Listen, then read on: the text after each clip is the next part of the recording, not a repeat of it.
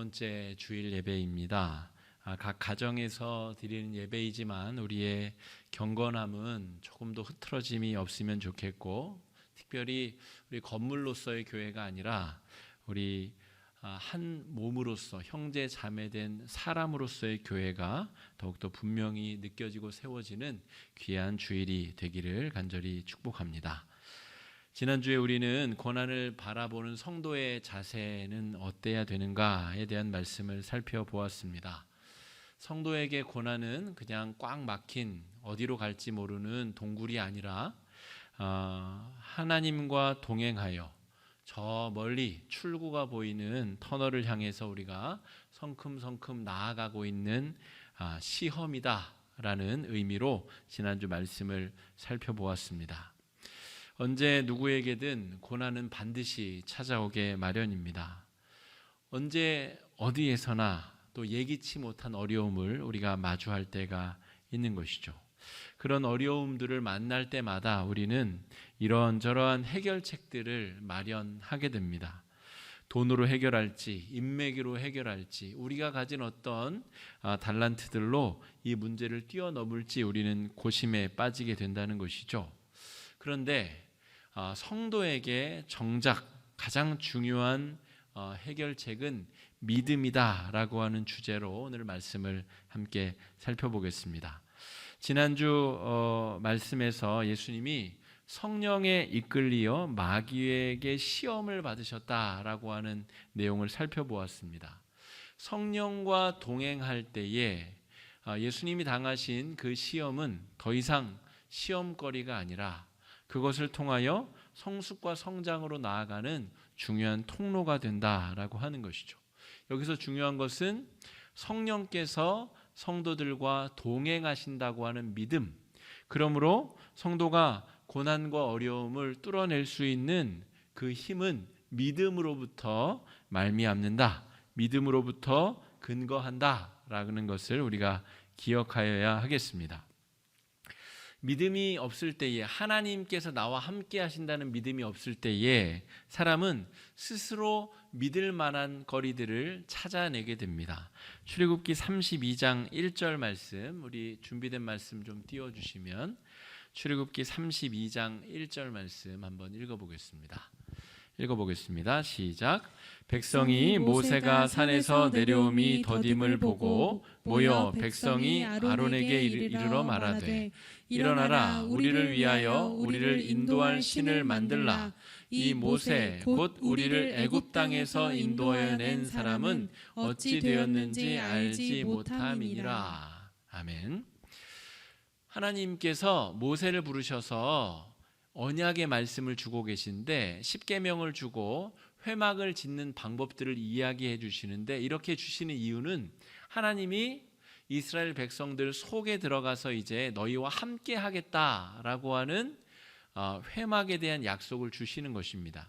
회막을 이렇게 지어라.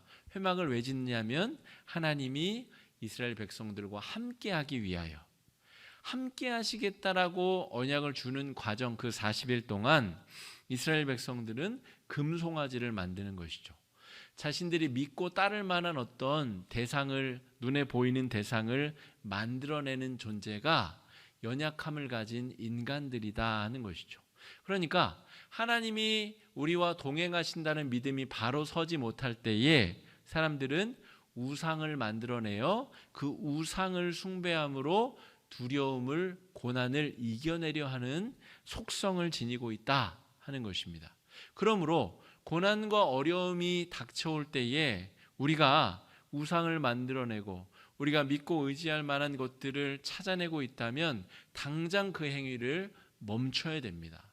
우리가 먼저 점검할 것은 하나님이 나와 함께 하신다는 믿음이 내 안에 있는가? 그것이 없다면 지난주 말씀드린 대로 우리도 세상 사람들처럼 고난을 통해 지옥을 경험하게 되고 고난을 통해 꽉 막힌 이 굴을 경험하게 된다는 것입니다. 동굴을 경험하게 된다는 것이죠. 하나님이 나와 함께 하신다는 믿음 안에서만 우리는 고난을 터널로, 성장을 위한 끝이 보이는 터널로 만들 수 있다라고 하는 것을 기억하여야 하겠습니다. 십계명 둘째 계명에서 하나님께서는 하나님을 모델로 한 어떤 형상도 만들지 말 것을 말씀하셨습니다.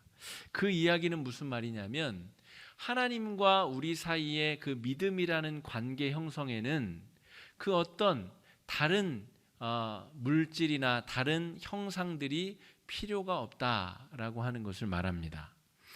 여러분, 바람 피우는 배우자들의 특징, 우리 사랑과 전쟁 이런 프로그램들 보시다 보면 바람 피우는 사람들의 특징이 있어요. 상대방을 믿게 하기 위하여서 과도한 선물을 준다거나 아니면 자신의 이 바람 피우는 죄를 들키지 않기 위하여 과도하게 어떤 믿음을 주기 위한 과장된 행동들을 많이 하게 됩니다. 그러니까 그런 행동이나 중간에 선물들이 많아지면 많아질수록 그 믿음 자체는 약화된다라고 하는 것이죠. 진짜 믿어올 만한 배우자는 그냥 눈빛으로 아는 것이고 말하지 않아도 그 사람이 얼마나 신실한 사람인지가 마음과 마음이 전해지는 것이죠. 선물을 주고 과장된 행동이나 말을 통하여 자신을 믿어달라 말하는 것은 진짜 믿을 만하지 못하기 때문에 그렇습니다.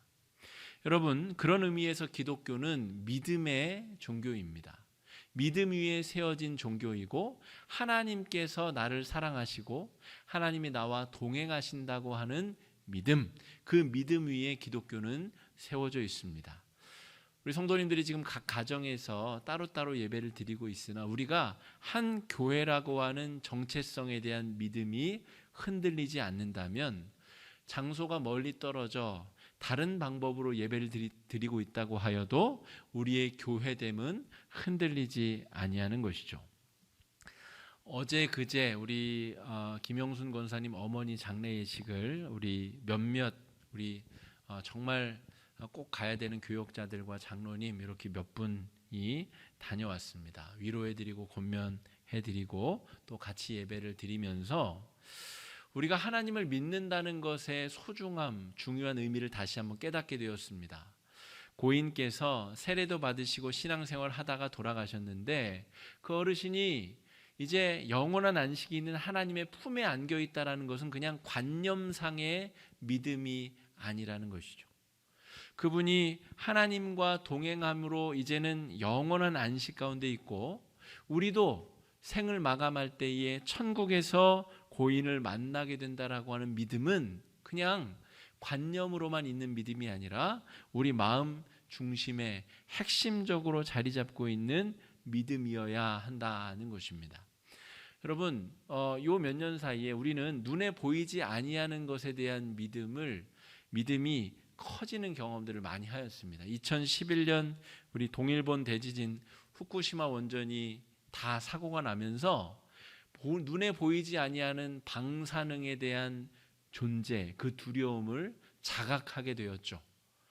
또 최근에 우리 코로나19 바이러스를 통하여 전자현미경을 통하여 수천 수만 배 확대해야 간신히 형태를 확인할 수 있는 바이러스에 대해서는 우리가 벌벌벌 떨면서 천지를 지으시고 우주 만물을 주관하시는 하나님에 대한 믿음이 얼마나 부족한가, 하나님이 눈에 보이지 아니한다는 이유로 우리는 하나님에 대한 믿음이 얼마나 정말 낮아 있는 상태로 살아가고 있는가 다시 한번 반성하고 후회하게 되는 요즘의 시점인 것 같습니다.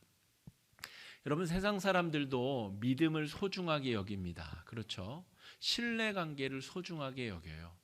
그런데 세상이 말하는 믿음과 우리가 신앙이라고 부르는 그 믿음은 질적으로 차이가 난다는 것을 이 시간에 좀 우리가 살펴보아야 되겠습니다. 세상 사람들의 믿음은 이런 것입니다. 확실하게 나를 안심시켜 줄 만한 것에 대한 신뢰감, 이런 것이죠. 세상 길거리를 가다 보면 확실한 투자처, 1억만 투자하면 매월 얼마씩 확실하게 보장해 드립니다. 이런 현수막들 많이 보셨을 텐데 세상이 우리에게 강요하고 있는 믿음이라는 것은 그런 것입니다. 믿을 만하다. 나를 믿어봐라. 그러면 확실한 보상을 해주겠다. 여러분, 신용카드 회사에서는 우리가 돈을 잘 갚을 때까지만 우리를 믿어줍니다. 그렇죠? 우리가 사용한 금액을 납부하지 못하면 당장에 그 카드가 정지되고 신용불량자가 되는 것이죠. 사람 사이의 믿음이라는 것은 주고받는 것입니다. 그에게 증거를 보여주면 그만큼 나를 믿어주는 것이고, 상대방이 보여주는 믿음만큼만 나도 상대방을 믿을 수 있는 것입니다. 그런데 성도와 하나님 사이의 믿음은 그것과는 다르다는 것이 오늘 말씀의 핵심 주제입니다. 신앙이라는 말은 믿을 신자에 우러를 앙자를 씁니다. 그러니까 성도에게 있어서 믿음이라는 것은 성도 상호 간의 믿음을 말하는 것이 아닙니다. 성도 상호 간의 믿음은 사실은 깨질 수 있어요. 내가 너를 그렇게 믿었는데 네가 나를 그렇게 골탕 먹일 수 있냐? 네가 나에게 어려움을 그렇게 줄 수가 있냐? 내가 너를 그렇게 신뢰했는데 네가 나에게 배반의 칼을 꽂을 수 있냐? 이런 일들은 벌어질 수 있다는 것이죠. 그런데 성도에게 있어서 신앙은 하나님과 인간 사이의 믿음, 하나님과 인간 사이의 관계 안에 있는 믿음에 대한 이야기다라고 하는 것이죠. 이 이야기를 하기 위해서 오늘 성경은 아브라함이라고 하는 사람을 이야기 주제로 삼고 있습니다. 아브라함은 75세의 나이에 하나님께서 가라 하신 곳으로 이주를 한 사람입니다. 지금의 거리로 약 한 1000km 정도, 구부정 나 있는 길로 육로로 걷자면 1000km 이상을 걸었다는 것이죠. 아브라함이 우리 민족의 역사상으로 볼 때 누구랑 대충 비슷하냐면, 저 환웅과 우리 그 웅녀 사이에 태어난 단군 왕검이 고조선을 연 시대와 거의 비슷한 연대의 사람이 아브라함이에요.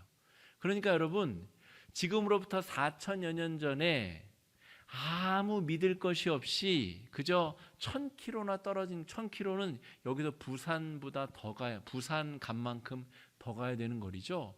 그런 거리를 걸어서 이주한다는 것은 보통 믿음이 있어서는 불가능한 일이라는 것이죠. 게다가 75세의 노인이 가족들을 이끌고 그런 일을 행한다는 것은 사실상 너무너무 있기 어려운 일입니다. 그런데 성경에서 말하는 믿음이라는 것은 바로 그런 것입니다. 내 안에 어떠한 희망을 발견할 수 없음에 대한 믿음. 아브라함을 잘 보십시오. 75세에 1000km를 이주합니다. 100세에 자식을 낳습니다. 자기 자신 안에는 아들을 낳을 수 있는 희망이 없는 상태에서 무엇이 생기냐면 하나님에 대한 절대적인 믿음이 생깁니다.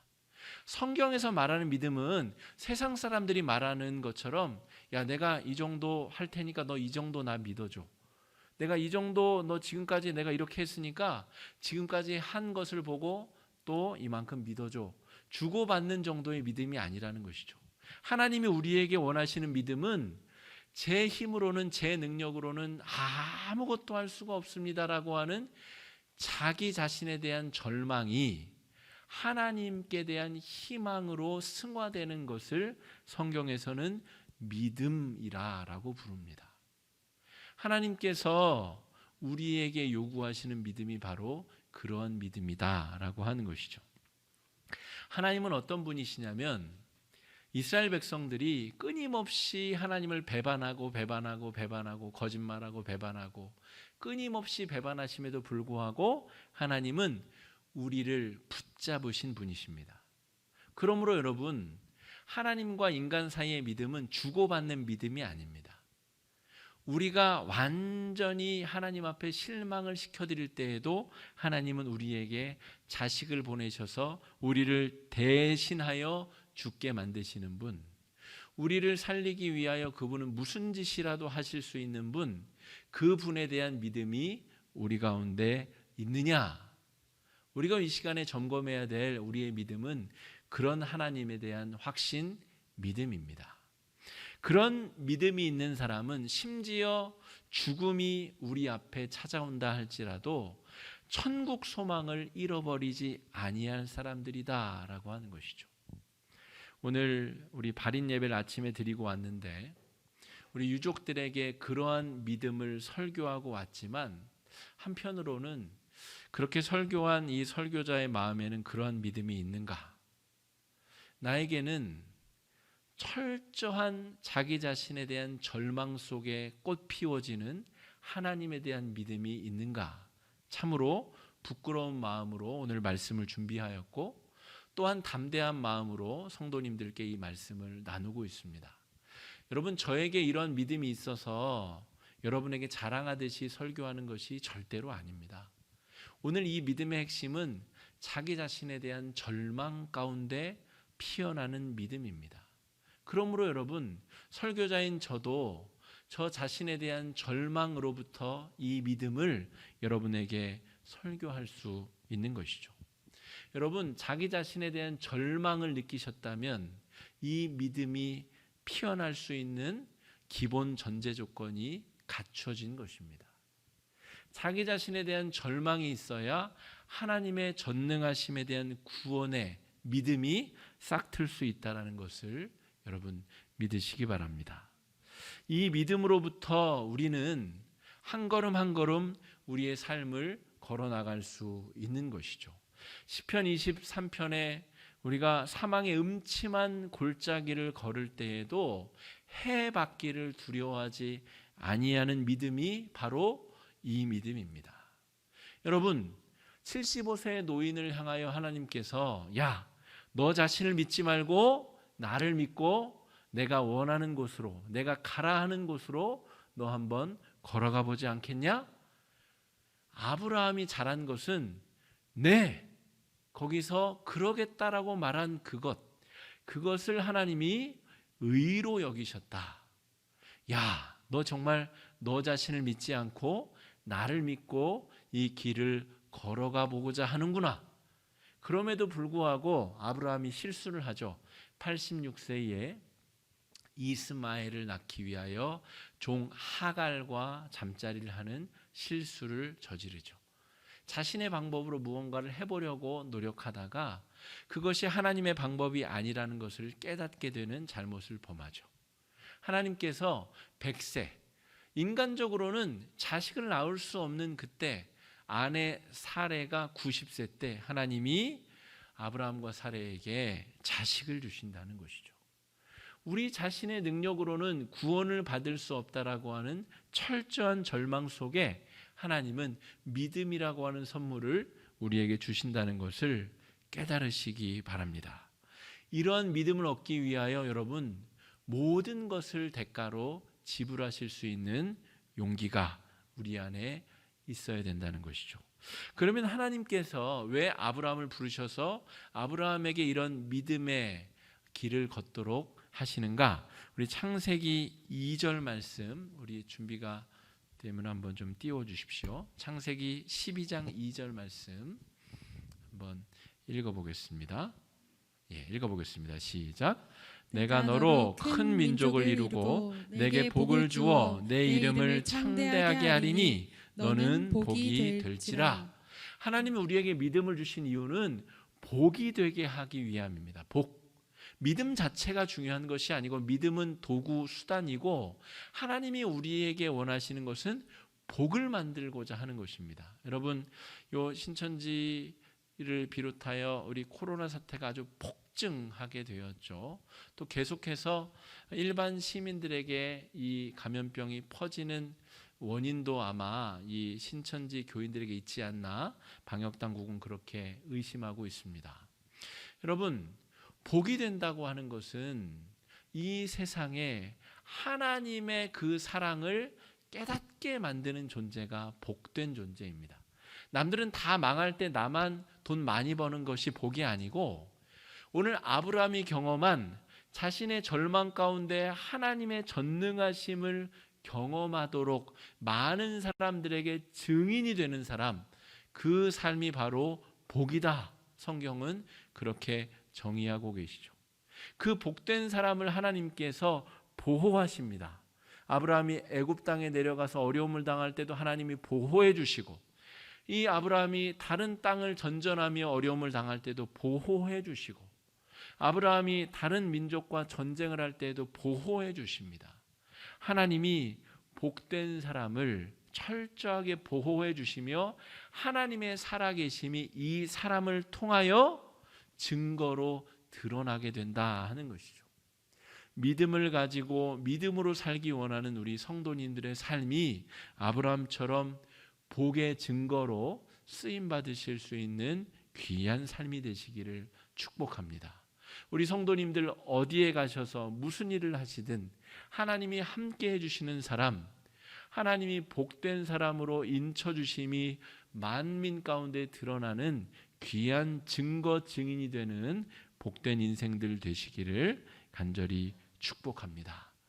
우리 화곡중앙교회는 이 어려운 시기를 통하여 복된 공동체로서의 증거가 드러날 수 있기를 바랍니다. 이 어려운 시기가 지나면 우리 성도님들 더 굳건한 믿음 위에서 또 흩어지는 교회로 각 가정에서, 직장에서, 삶의 자리에서 아브라함처럼 우리 안에 절망 속에 꽃피는 하나님의 전능하심을 통하여 복으로 살아내실 수 있는 귀하고 복된 성도님들 되시기를 예수님의 이름으로 간절히 축복합니다. 이 시간에 우리 말씀 의제에서 함께 좀 기도하고 제가 기도할 텐데, 여러분 기도하실 때에 주님, 내 안에 절망을 발견하게 하여 주시고 그 절망 속에 하나님의 전능하심을 발견하는 복된 인생들 되게 해달라고, 내가 살아가는 가정과 직장과 삶의 자리에서 사람들이 나를 통하여 하나님의 전능하심을 발견할 수 있게 해달라고 이 시간에 마음을 합쳐 함께 기도함으로 나아가겠습니다. 기도하겠습니다.